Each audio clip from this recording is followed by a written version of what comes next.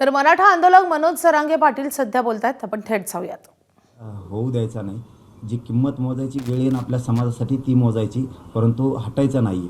आणि मराठा समाजानं आणि याचबरोबर अभ्यासकांनी थोडं पक्षाची बाजू सोडून जरा जातीची बाजू घेतली तर बरं होईल. आणि ज्यांना कोणाला पक्षाची बाजू घ्यायची त्यांनी अंतर्वलीत येऊ पण नका आणि तुम्ही ज्ञान पाजळू पण नका तुमचं. कारण तुमच्या डोक्यात दोन विषय असतात. एक खोटं नाटं फक्त अभ्यास सांगायचा मराठा समाजाला, आणि बाजू मात्र सरकारची किंवा पक्षाची घ्यायची. ही तुमच्या डोक्यात एक खुटी असती. कारण तुम्हाला काय मिळवायचं आहे किंवा काय मला नाही माहिती, तर तुमच्या डोक्यात एक गैरसमज असतो की तिकडे गेल्याच्या नंतर आपल्याला आपला मंत्री आमदार किंवा पक्षावाला म्हणला पाहिजे, वा वा वा तो काय भारी काम केलं तिकडं जाऊन. म्हणजे विस्कळीतपणा आणणाराने इकडे यायचं नाही. तुम्हाला तिकडं सोडलं जात असं इकडं सोडलं जाणार नाही. परत परत तेच सांगतो, आम्हाला राज्यातल्या मराठ्यांना, गरिबांना अभ्यासकाची, समन्वयकांची, संघटनांची गरज आहे. परंतु याचा अर्थ असा पण नाही आहे की तुम्ही दोन दोन ठिकाणी काम करणार. आपल्याला एकच बाप मानावं लागणार आहे आणि तो म्हणजे मराठा समाज. इथं मी कुणालाही चाल खेळू देणार नाही. इथं जितकं तुमचा ज्ञानाचा उपयोग तुम्हाला समाजाच्या लेकराच्या हितासाठी करता येईल तितका करायचा. पण इथं येऊन तिकडच्या नेत्याला खुश करताल तर आता मात्र मराठे सोडणार नाही आहेत. ही सन्मानजनक आम्ही तुम्हाला बोलवलं आहे. सन्मानजनक आम्हाला समाजाला तुमची मदत पाहिजे. तुम्ही खूप दिवसापासून लढताय, समन्वयक, संघटना, अभ्यासक खूप दिवसापासून लढताय. तुम्हाला सन्मान देणं आमची जबाबदारी आहे.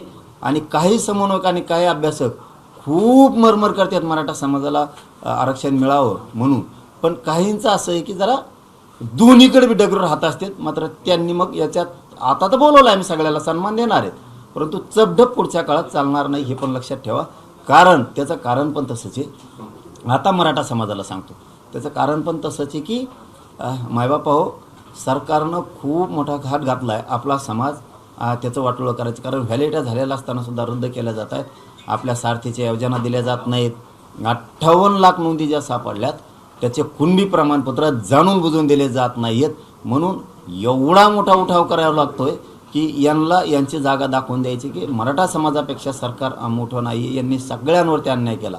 यांनी सरकारवरती अन्याय केला, यांनी धनगरांवरती अन्याय केला, यांनी मायक्रो बीसीचं पुरं वाटोळं करून टाकलं, यांनी बंजारा समाजाचं वाटोळं केलं, आदिवासी तर पुरा उद्ध्वस्त करून टाकला, यांनी दलित मुस्लिमाचे तर कार्यक्रमच लावून टाकला. म्हणून ही जी खतखत आहे ना, हिला कुठंतरी वाट मोकळी करावी लागती.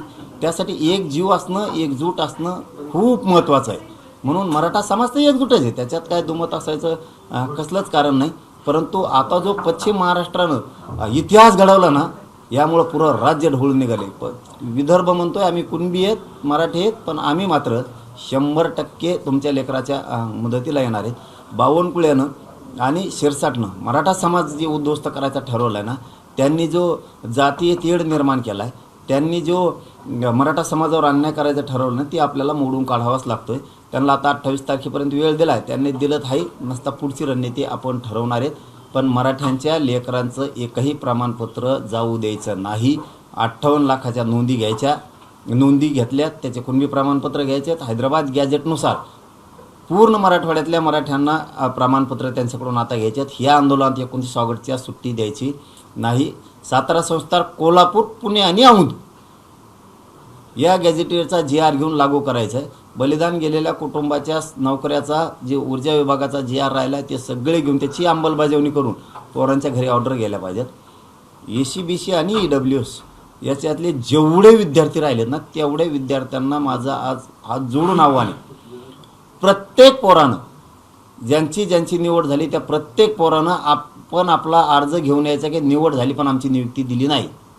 याला जोडून जर तुम्हाला येता येत नसेल, तुम्ही जर कुठं दुसरीकडे ड्युटी करत असाल तर तुमच्या घरच्याला, पालकाला, कोणालाही तुमचा अर्ज घेऊन पाठवून द्या अंतर्वालीत की आमच्या पोराची ACBC आणि EWS मधून निवड झाली होती पण सरकारनं नियुक्ती दिली नाही.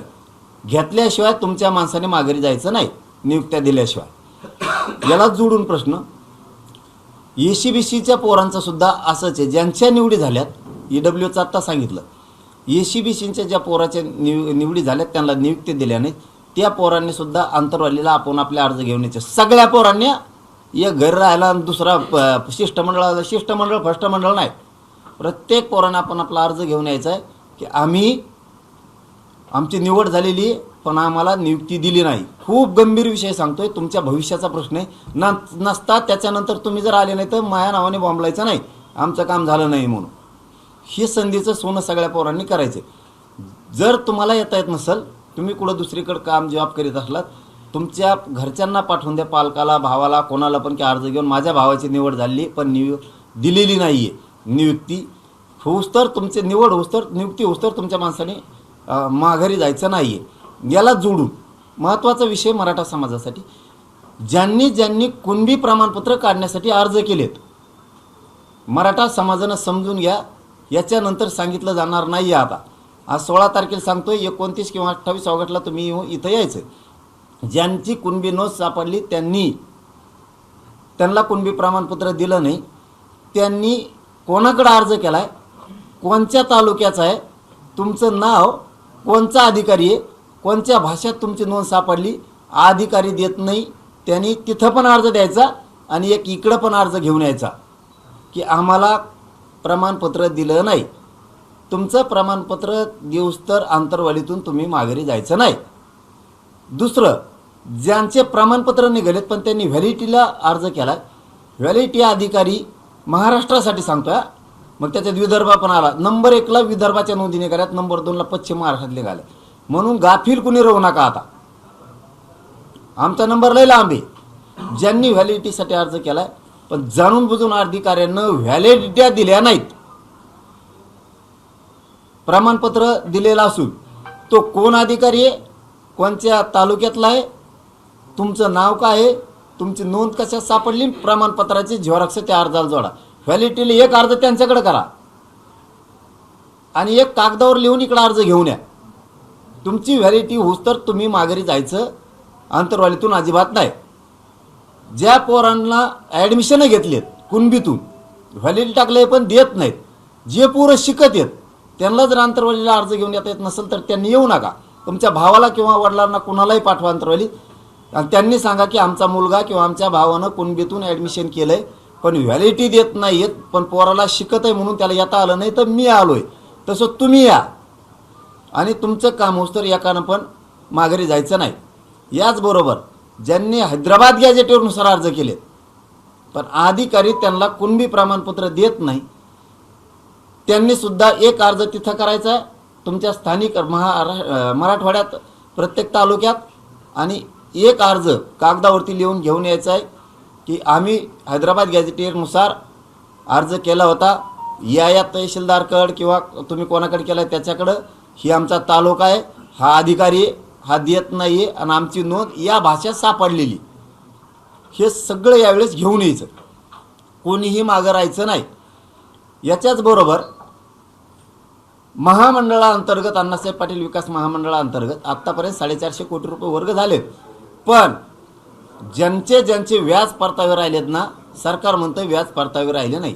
ज्यांचे व्याज परतावे राहिले त्यांनी आपला अर्ज घेऊन, तुमचा तालुका कोणचा आहे, तुम्ही कोणत्या साली महामंडळाकडून कर्ज घेतलं आहे, किती दिवसापासून तुम्हाला परतावा येत नाही आहे आणि तुम्ही कशावरती घेतलं आहे आणि तुमचं नाव काय अर्जदाराचं, हे अर्ज लिहून आणा कागदावरती आणि सांगा की आमचा व्याज परतावा दिला नाही. सगळ्यांच्या वतीनं 4-5 जणांनी यायचं नाही, प्रत्येकानं आपण आपला अर्ज घेऊन यायचा. ज्याचं काम होत नाही त्यांनी काम होस तर आंतरवालीतून पुन्हा माघारी जायचं नाही, हे मराठा समाजाने लक्षात घ्या. आता याला जोडून सारथी अंतर्गत जेवढ्या योजना आहेत याला जोडून पंजाबराव देशमुखांची योजना, पण कोणत्या पोरांना पंजाबराव देशमुखांचे शिष्यवृत्त्या भेटल्या नाहीत त्यांनी त्यांचा अर्ज घेऊन यायचा आहे की आम्हाला भेटलं नाही त्या पोरांनी. जर ते पोरं शिकायला असतील तर त्यांचा भाऊ किंवा वडिलांना पाठवून द्या. आज मी सविस्तर तुम्हाला सगळ्यांना सांगितलं आहे, याच्यावरती कोणीही विनाकारण व्हायबल व्हायचं नाही. कोणचा अभ्यासक काय म्हणतो, कोण काय म्हणतो, देण द्यायचं नाही कोणाकडं. हे सगळं राजकीय स्वार्थापोटी चाललेलं आहे, आपलं गरिबांच्या लेकरासाठी चाललेलं आहे. काहींचं सरकार आणि नेते खुश करण्यासाठी आपल्यात राहून चाललं आहे आणि आपलं फक्त आणि फक्त मराठ्यांच्या समाजाच्या लेकरासाठी चाललं आहे. म्हणून काहींना आपल्यातल्याला समाजाचं हित नाही आहे, त्यांना त्यांचं हित बघायचं आहे. दोन्ही डगरीवर पाय ठेवून त्यांचे डाव सुरू आहेत, इवळायचं आहे फक्त. त्यांना आयुष्यात काहीही करता आलेलं नाही हे मराठा समाजाने समजून घ्या. म्हणून सारथीच्या कोणत्या योजना बंद केल्यात त्याचा सुद्धा डिटेल अर्ज अंतर्वालीत घेऊन या. त्या योजना सुरू होस तर ज्याने अर्ज दिलाय त्याने अंतर्वालीतून पुन्हा माघारी जायचं नाही.